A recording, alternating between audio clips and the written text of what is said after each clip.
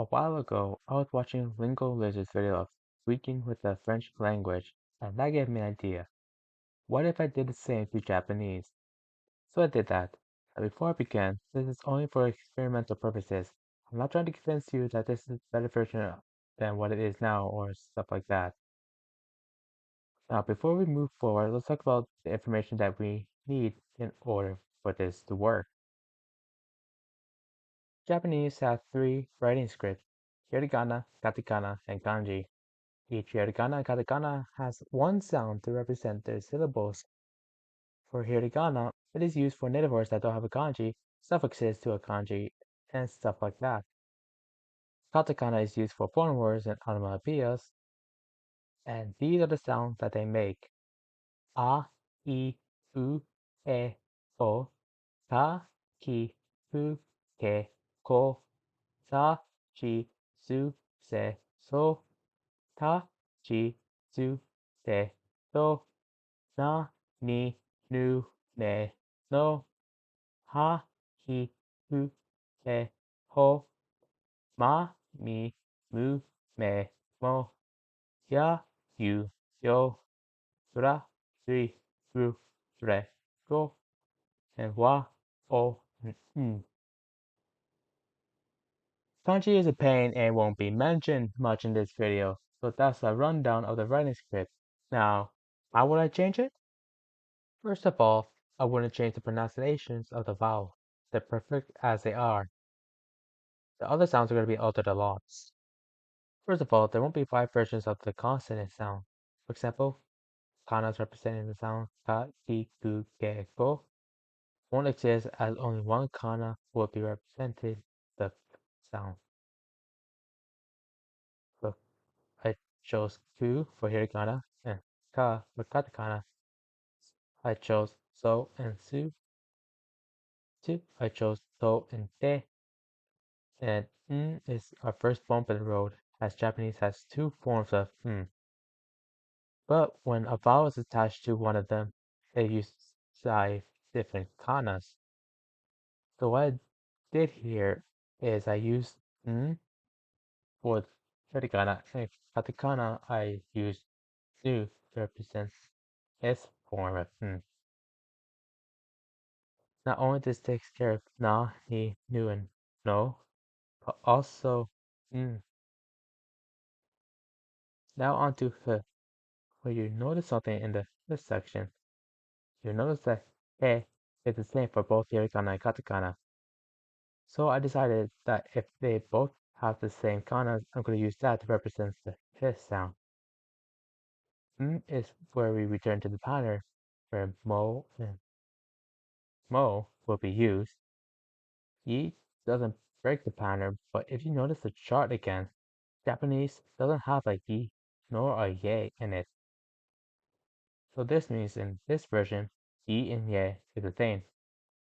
It's just using 2 characters for saying it. For you, I'm using symbols to represent ya as yi. Further, I used both versions of si since they look similar. And wu is tricky because in Japanese, there's only one form to say it, and it's wa. Wu does exist, but is mostly pronounced as o. For wu, I did the same thing as yi, but instead of using existing kanas for them, I'm going to introduce you guys to Japanese lost kanas, wi and we. These kanas were once relevant in the Japanese language. However, as time went on, they slowly became obsolete and slowly but surely ceased regular use. But now, it's time for them to see the light of day once more. So ladies and gentlemen, we and we are returning as well as a newcomer, Wu. For Wu, I use we for katakana. For hiragana, I use my favorite one of all of them, we. Again, I could have used the we kana, but decided not to because either I didn't like the design or it doesn't look like they'll fit. We're not done yet. Though we got the majority down, there are still some stuff I would like to cover. First, let's talk about these. If you're wondering what those are, they're like accent marks, but not really. This one is used for the sounds k, s, t, and h. When applied, they'll turn the sounds to g, n, d, and b. For the other one, it's only used on h, which would turn into a p sound when applied. In this version, they work the same. The sound is also present in Japanese as fu, but can also be used to match other vowels. So in this version, the condoms that represents that sound will be used here. The sound also exists in Japanese, but is rarely used, so I'm not going to include that. The sound and also exists as chi, ji, and su. Like, the same will happen to them. Also, digraphs won't exist. Finally, after all of that, we are ready to see this version in use. Before we do, let's go over some few things. 1.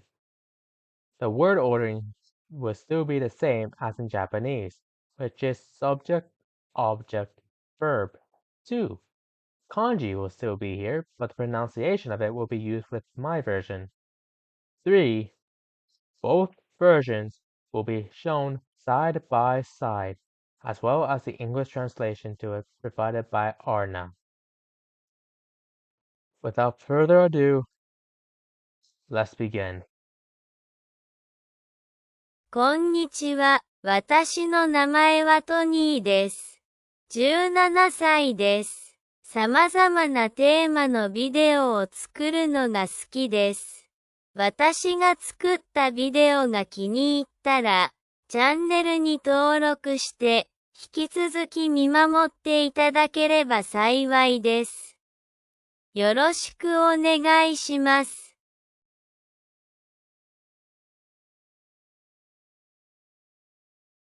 こんにちは。私の名前はトニーです。17歳です。様々なテーマのビデオを作るのが好きです。私が作ったビデオが気に入ったら、チャンネルに登録して、引き続き見守っていただければ幸いです。よろしくお願いします。And there you have it.